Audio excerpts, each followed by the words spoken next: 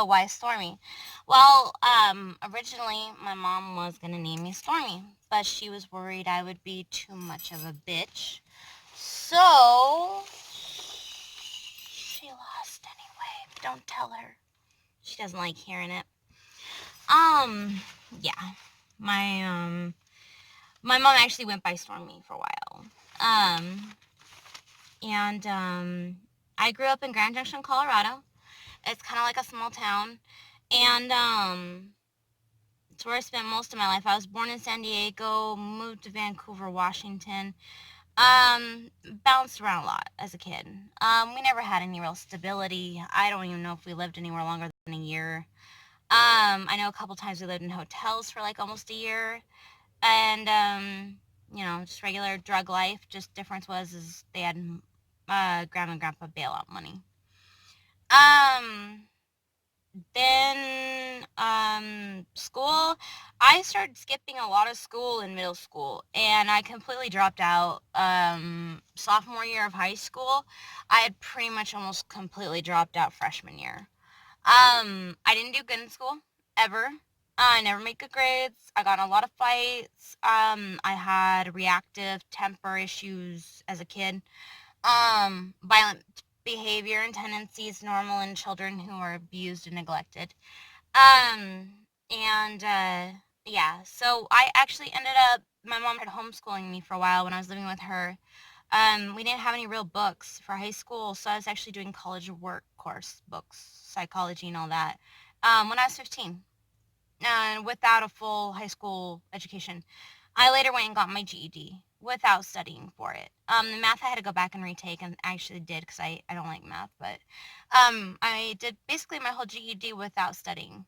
And I started going to college, and I went from a 1.8 in middle school GPA to a 3.8. Um, just it wasn't my thing. A lot of abuse, moving around, all kinds of stuff. So yeah, I didn't. It wasn't my thing. I do better now.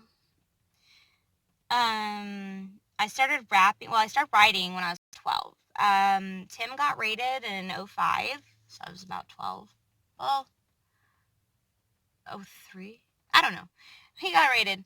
We ended up the officer who rated us and found the morphine and the needles on that asked me who to call. My grandmother I did not want to deal with at the time, so I told him to call my big brother Wino, Big Wino.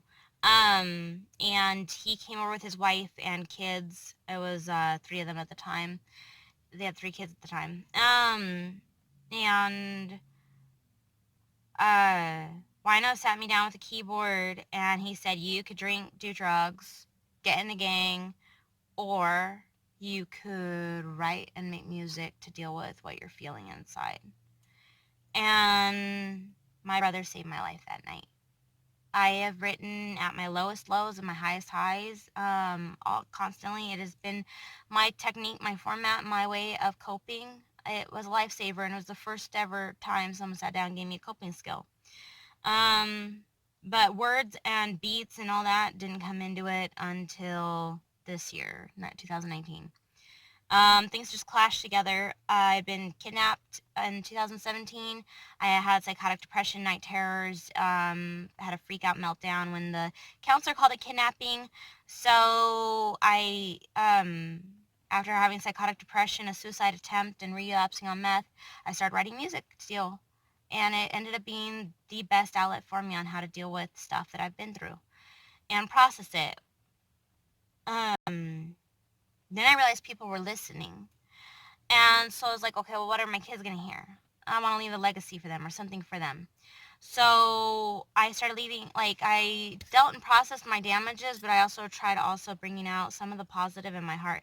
I have a lot of struggles with depression and suicidal ideation, always have, and emotions. I have trouble managing them and dealing with them, and I've got a lot of violence and abuse in my history, and so all of those things taken into consideration, I honestly, music has been absolutely a lifesaver.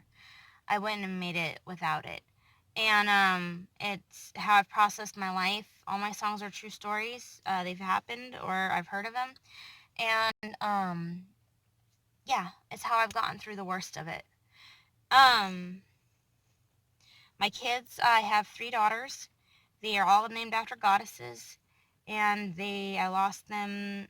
The 2 eldest ones 5 years ago, and the baby 3 years ago, 2 years ago. Um, I took my kids, signed them over to my best friend because Tim was stalking me. He had kidnapped my children for a month. I don't want to get into details, gruesome, gory.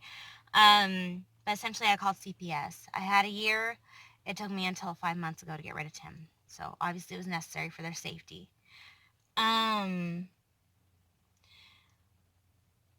Love life. I have a boyfriend. He doesn't know he's my boyfriend. I think he does, but he's in denial right now.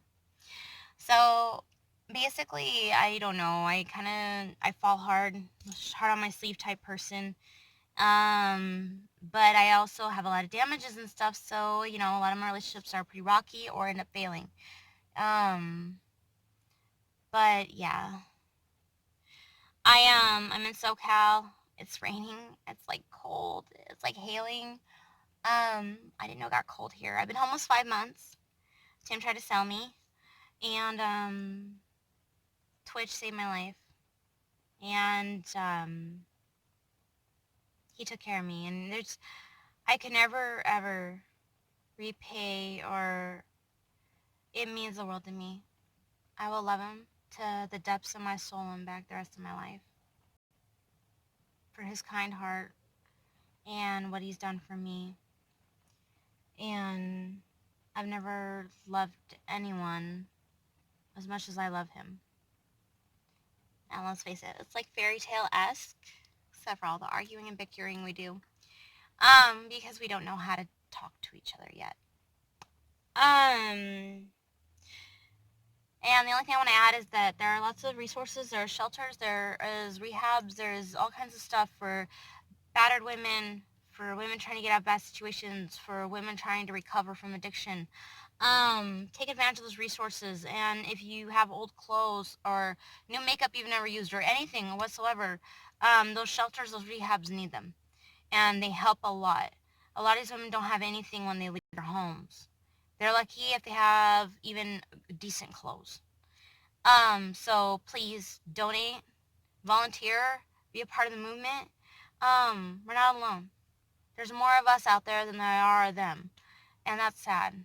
But we need to start recognizing what abuse is and that it is real, and we need to address it, and we need to start fighting together to end this, especially end this epidemic.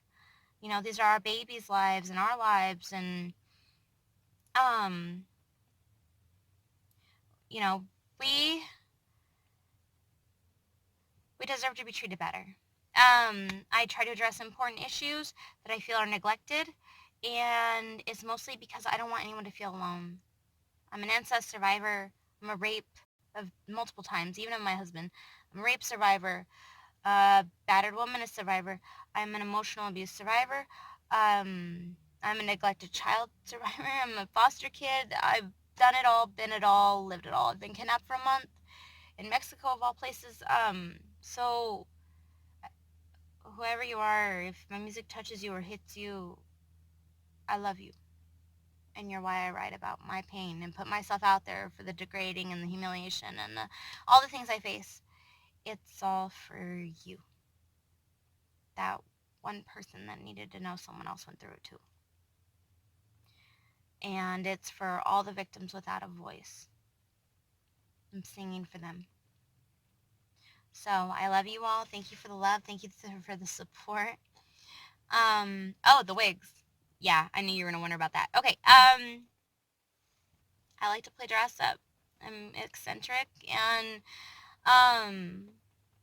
sometimes reality was really hard to deal with, so I'd escape into a play world as a kid, and I've turned music and my music videos and my hair and my body and my makeup into my playland. So thank you all for listening, and I hope that cleared up some things. And everything you guys share with me, write, comment, and stories you send me about your lives, It all means the world to me, and I appreciate it, and I'm here for you guys, and I read everyone. Thank you. And have a good day. And no, my mother does not like my kinky songs. She talks shit too.